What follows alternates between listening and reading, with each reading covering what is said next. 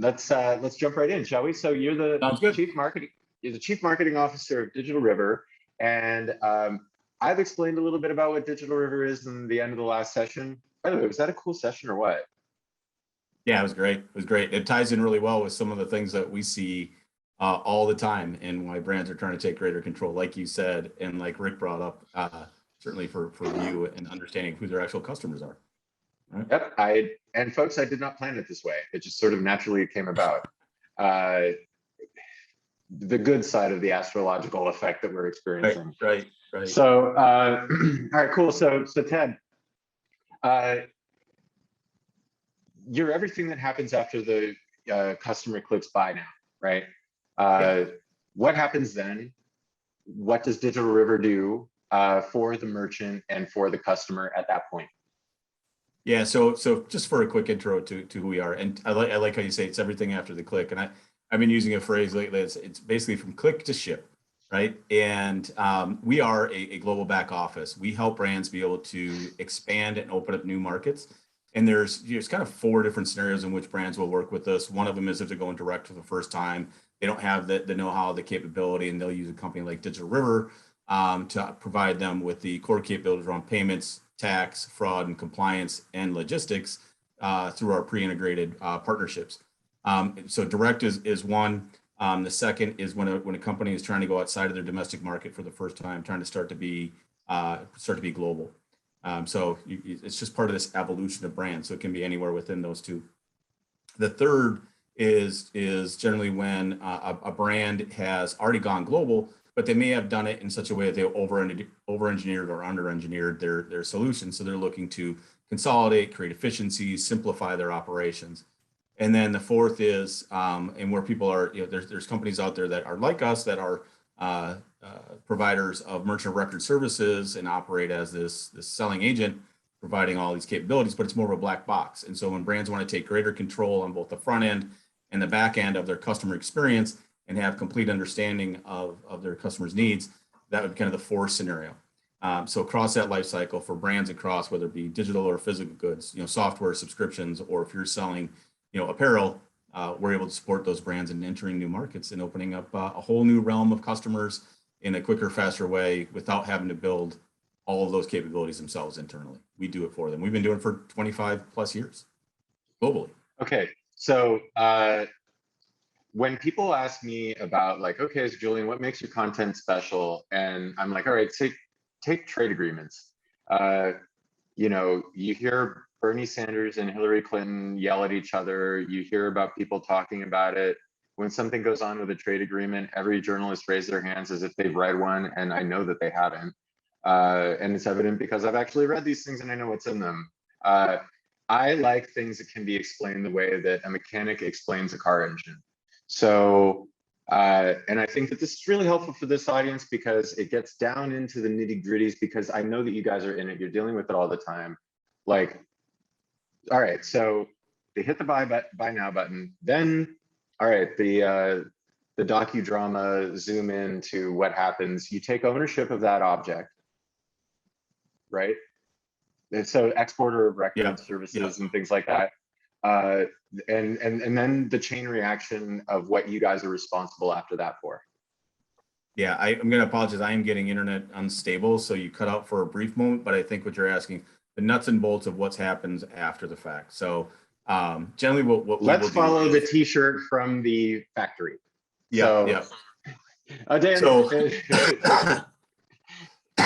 apologize. So generally a brand, wherever they may have the inventory and when they're trying to sell into a new market, especially in let's put it in a cross-border realm, because that's where we're seeing the most growth globally, right? And it's growing at double digit, which you'll see other types of e-commerce, like domestic e-commerce, cross-border selling from one country to another, right? So the way that this operates is when an individual in a country clicks buy from brand X, okay? So t-shirt company, as you said. So they're going to buy a t-shirt from a certain company. When the individual clicks buy, that information comes to Digital River, and we will process the transaction through the individual's chosen currency, through the preferred payment methods that would be provided from us through the shopping and buying experience into the cart. That process, that transaction gets routed through us through local acquiring, across our 17, or 12 different local entities, excuse me, and to be able to raise the authorization rates, conversion rates, that being as local as possible. Now, once that transaction goes through, we send a notification back to either the company, if they're managing the inventory themselves, or one of our integrated partners, or maybe their fulfillment agency that says, okay, now ship that product. Once that product is shipped, Digital River takes title to it. So so we basically title in transit until that product gets to that individual. So that's really kind of all of the core components of it. But in that process of that transaction, not only are we processing the payment, we collect the tax. We provide in this back and forth the calculations for landing costs back to the consumer, especially if it's cross-border, so they understand what the fully loaded cost is going to be, and they manage all the expectations to that consumer. Because there may be duties and taxes that have to be collected either upfront or at the point of when that product is delivered. And we try to make it such that with our clients that they get this information, their end customers get that information right up front to avoid any surprises when the product is delivered and you have the last mile delivery guy going saying, hey, you owe me X, right? And the customer doesn't expect that. And that happens a lot. So that's really trying to improve that customer experience in that regard. Understanding and helping clients in that process when a product has to go from point A to point B, you have to understand all of the compliance requirements. So the HS classification, the codes that have to be done to be able to make sure you're properly collecting those duties and taxes and getting your product, ensuring that it can be imported into that country. So we work that through with our partners. We have a strong partnership with Avalara. It's been integrated in our technology to support us both on the tax, duties, and the HS classification to simplify all of that process. Again, so any said company doesn't have to go do it themselves. That's what is all done through a single integration with us. So all of those components that are all that global back office sits behind the curtain, and to the end customer, all they know is that they're buying from a t-shirt company and they're going to get their t-shirt. Right. And so in terms of, so the reason we had Laura on yesterday, or we were hoping to, unfortunately that she couldn't join us, but we'll make it up, is that you've got all these supply chain distribution line partnerships. She's gone and vetted all of these people, and trust me, folks, I ended up on the phone with this lady. I would not want to be on the receiving end of a strong questionnaire from her as to my values and how I'm transforming and all this. She is very thorough, and I wish that people could pick up her vibe. We're gonna have to do something with her later, because very rare do you get someone who you see investigating and you're like, I trust her. I trust her to go and investigate all these people and see what they're up to. But they're all those distribution partners and so on. So the reason why I'm bringing this up and getting back to kind of the promise of our session topic is that for those of you who have been in this game a while, you know how hard that stuff is. So in addition to everything that Ted just described, there's the payment localization. So you don't need to be worrying about like what payment method are they using in, that country that you're trying to get into. That's not, let's say that it's number 20 on most companies' market prioritization list, but it's one of your next ones, and you have no idea what the payment norms are in this country. There's that too. So like, there's all of that. And the reason why this is important for the context of this discussion is that you heard a lot yesterday about Asia and Southeast Asia in particular. You heard about global risks. You heard about all the other instability. And the last thing that you want is something really taking up a lot of your time and effort. And in the best case scenario, what you want to be looking for, of course, is your total addressable market and the largest pool possible. And ideally for growth, right? Long-term growth, people who are open to you, folks who are interested in transacting. We heard from Mark Neely talking about what's going on in Southeast Asia, not just in the urban areas, we're talking rural areas too. And they've moved from interacting and just, talking to friends and things like that to conducting actual transactions. And Ted and I will get into that in a second here. But this is a big deal in terms of market prioritization and how you actually think about where to go next. It's something to factor into your strategy. So with that, I will turn to my notes. Yeah, so I can Okay, build on that just for a second, Julian. You know, sure. right? You brought up, and I was able to attend all the sessions yesterday, but the shift, especially in Southeast Asia, going from just using the internet to transacting on the internet. There's a study that UBS did, which I thought was really cool, talking about the different ways that they expect those behaviors to change. Certainly for services, right? You know, you get people are, and across, like you said, across all rural and urban areas. It's the 5G expansion, right?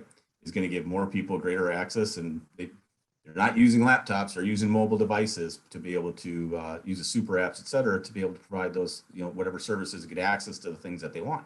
It's not just the services, it's also going to be the, consumer goods. And I don't know if you guys had touched on it or not, but one of the things that in our studies we've seen is a lot of where, if you take a very American centric view to things, I don't really care where the product's coming from, as long as I can get it when I want it. But there's a very different opinion, as we've seen it in working with our clients, especially in other parts of the world, where they perceive the goods coming directly from the consumer and from other parts of the world to be of higher quality, more authentic, whatever it may be, whatever that psychological or sentimental value is of that product, especially in lifestyle brands, is a major factor. And so this goes back to, as Rick was talking about, the shift from marketplaces to direct is a piece of that as well. Buy directly from me. I mean, you even see ads in the US right now. Dyson runs ads, buy from the guys who build the product, right? Because you're going to get the best product and you get the best service. So, and you're going to see more of this happen in Southeast Asia. So just kind of building from the comments you guys have been talking about up to this point. And that's going to happen. So much is going to happen from a cross-border perspective. People can't move inventory into every single country, right? So it's going to come from one central point to direct to that consumer. Okay, so to back up just a second into what happened yesterday, the supply chain investments that have been going on there, the warehousing capacity, there's a lot that's new in Asia that if you haven't been there in the last 2 years, and most likely you have not because the travel restrictions and how seriously they're taking things.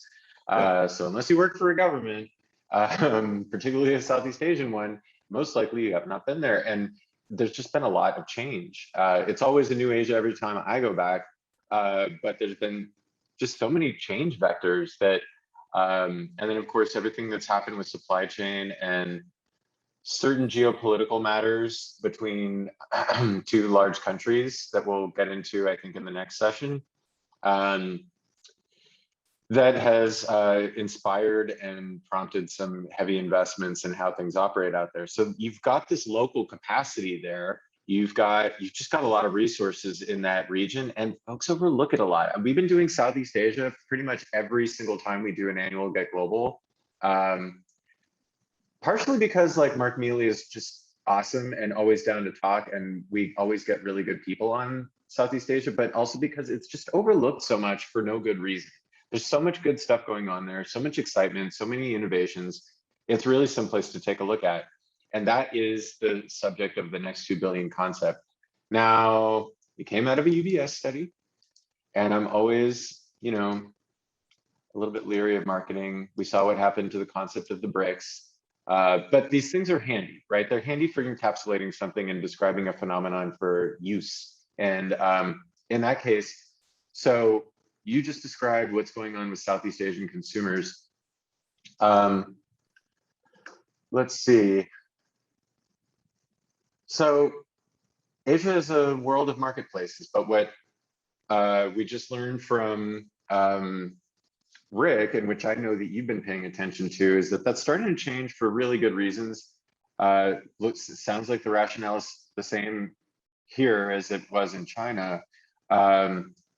What can we take from that and say, okay, we feel ready to go D2C in a foreign location where they don't speak English, and especially in places where there is a lot of curiosity, but it's a culture we don't understand, right? Yeah. So I think that's a good point. Kind of building from what we were saying earlier, right? The fact that so much expansion is happening from a cross-border standpoint, being able to provide, and where brands are trying to take greater control is of that front-end customer experience. So more and more platforms that help to enable the shopping experience in the local language. I mean, that we don't do that. We're not doing the front end piece of that. We have our partners that do that, like Salesforce, SAP, BigCommerce, WooCommerce, et cetera, that are that front end shopping aspect of things. But those platforms have expanded enough in such a way that it enables more brands to be able to be culturally relevant, in their native language, et cetera. But the connectivity in the background of being able to provide what is, and you mentioned this earlier, the preferred payment method, the preferred currency, all those things are important, and having the right infrastructure to be able to support it from a tax standpoint, make sure you're collecting the right, local taxes, remitting those taxes. Those are the things that we do. But where the big shift is still, I keep going back to it, is on this cross-border side of it, that you're going to be able to move inventory from one country to another and being able to support that. That's where we see the biggest piece of the growth coming. And when brands tend to start to make that evolution themselves, they will go into marketplace. So you mentioned marketplaces having a very heavy hold. I mean, they do globally, but really in Southeast Asia, I think, and in China, it's like over 90% of e-commerce direct-to-consumer transactions are happening through marketplaces. In other areas of Southeast Asia, it's over 70-75%. But again, building on what Rick was saying is, brands are wanting to take greater control of that, and now they have greater tools at their hands to be able to do that. And I use the example all the time. So even just from a domestic standpoint, and that's why I pay a lot of attention to it, as you see brands evolving, from using marketplace for direct to actually a true brand-driven direct-to-consumer, is they can. You don't run risk of losing that customer interest, right? A marketplace is like a mass merchant. It's like a mall, right? If you think about the old days, you walk into a mall and you can go into Macy's and go to buy something, but you'll have all the competitors laid out there at the same time. You go into Amazon. If I want to go search for a product on Amazon, if I go search for like a Weber grill, I get a bunch of other opportunities or offers put in front of me at the same time. And so in the conversations we've had with brands, is they want to be able to make sure when somebody's coming and they spend all their time and dollars and money to garner the interest and gain the loyalty of an end consumer, I don't want them presented like a competitor product, or even, for Pete's sake, an Amazon knockoff of that product, right? So the marketplaces certainly have a reason they exist. There's simplicity and trust that do exist within those to a consumer. But the brands are pushing hard to try to take that control, because they lose visibility to the customer, they lose brand representation, and they lose really the control of that overall experience. I mean, the first party data that we talked about. Yeah, and we talked about the first party data and how that matters. But something that also came up in that conversation with the CPG guys is star ratings. Were you watching that one? I came in the second half of it. I was wrapping up another. Yeah. So user ratings and things like that. So you were involved in a study, Digital River and Payments, PYM, if you're in it, Payments.com. Yeah. Payments.com. That talk about the things that really qualify a company for saying that they have localized their experience to another place, and that they balance the two between their domestic market and the international territories that they're operating in, and evaluated them on payment localization, user reviews, all kinds of like little things that I think folks wouldn't normally think is part of the standard process here, but for some reason don't do it in other places. And and we're a little bit better about it than a lot of other countries. Thank goodness. We're winning something, Ted. And us and China. It's the US and China came out on top.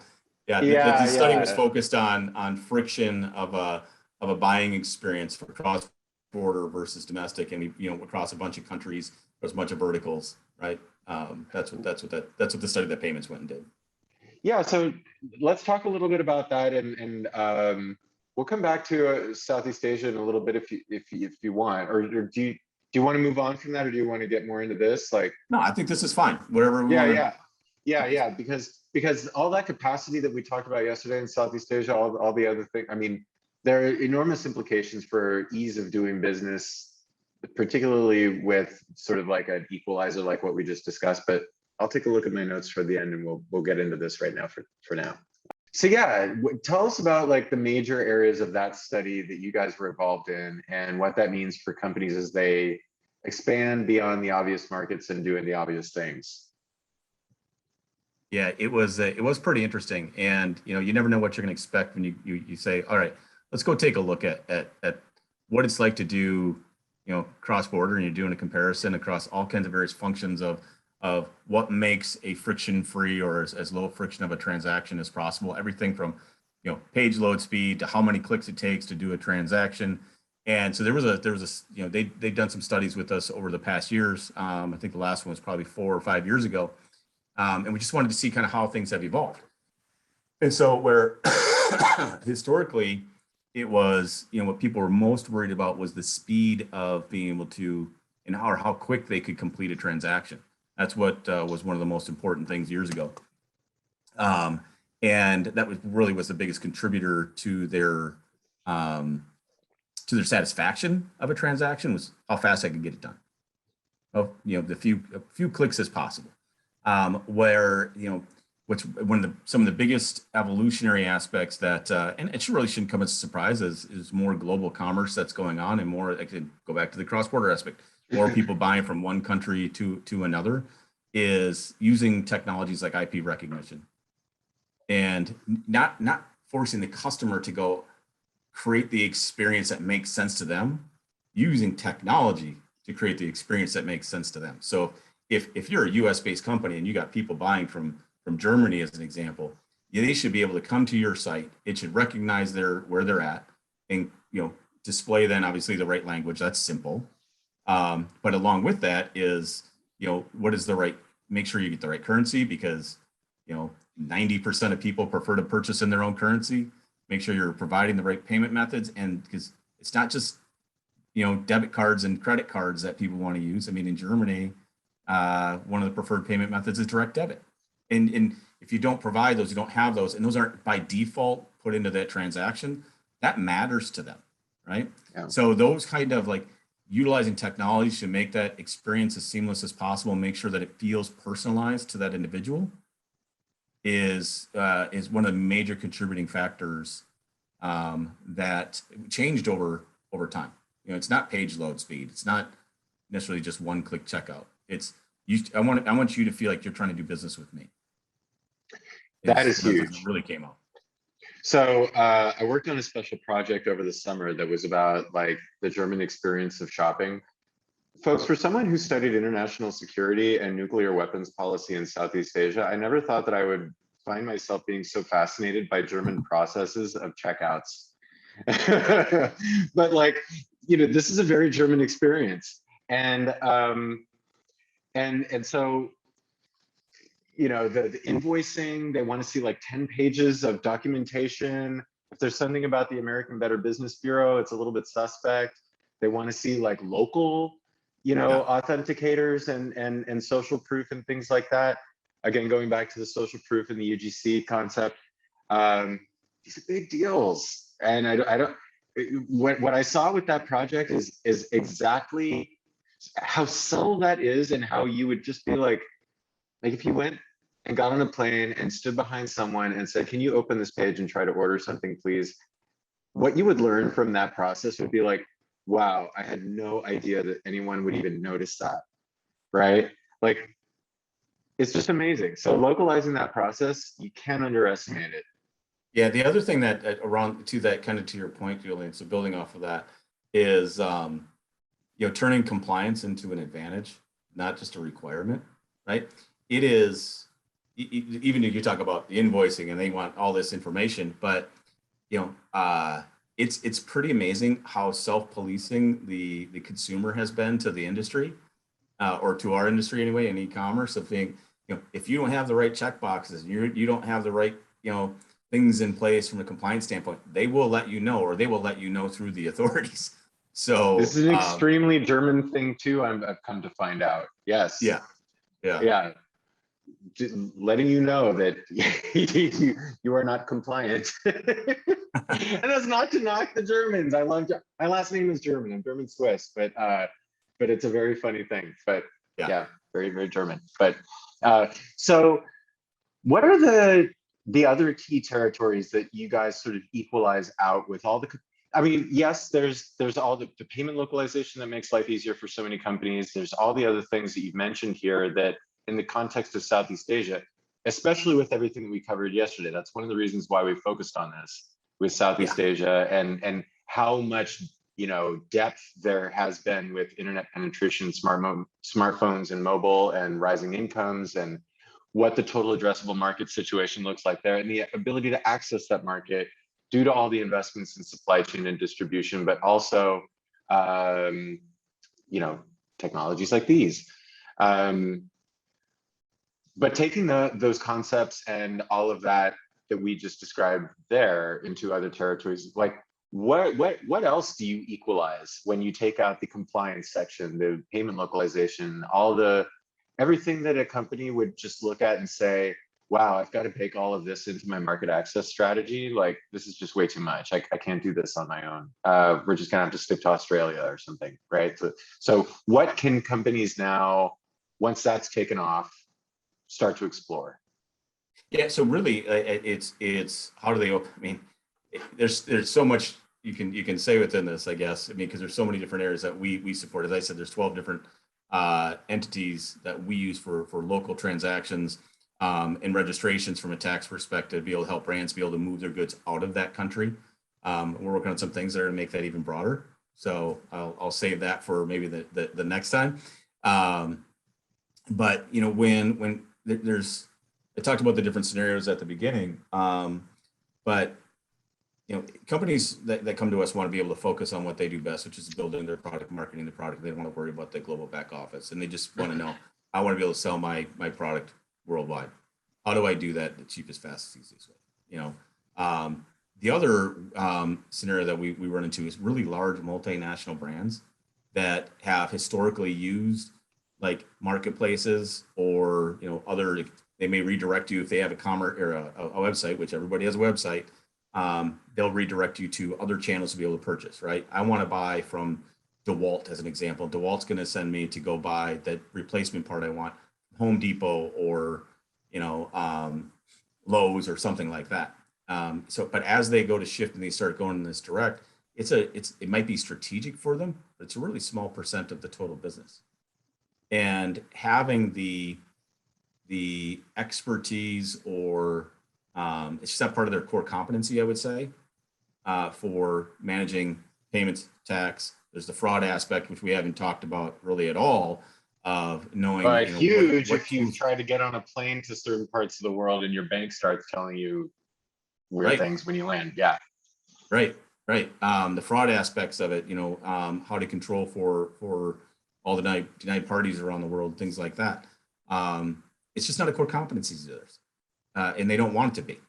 So that's where we would step in. And so they don't have to go build that function, that internal capability. They can focus on what they do best, right? Okay, so in terms of reach a certain size and go, they have the capacity, they may be able to do this, but there's that as you're growing from a small business wanting to go open up new markets up to a certain size, you know, there are brands that just they don't have the wherewithal to take all of that responsibility on. Right. And so in terms of the territories where that starts to be like, okay, what was a difficult market is now not quite so difficult. So like the Middle East, of course, like I tried getting things done in Dubai. We did a show there in 2017. It was an awesome show, but getting payments in and out and getting things done was like, that was more stressful than this edition of GetGlobal and all the technical issues I've had with this and supply chain and everything just finally arriving at my doorstep and making this hard. But it was a very, very difficult event for this reason. So if you've got all that under control, can they reconsider certain parts of the Middle East in different ways, or can they look at Central Eastern Europe in different ways? Like what other areas in the world are now, the door is open a little bit wider because you guys have done all the legwork? Yeah, it's for us. Well, where our strengths really lie are brands that want, like in North America, they want to, you know, U.S., Canada, they want to open up other markets. They want to go into Europe. They want to go into Asia. Our weak spot, which you just kind of hit on, would be the other parts of EMEA, Middle East, Africa, from a physical goods standpoint.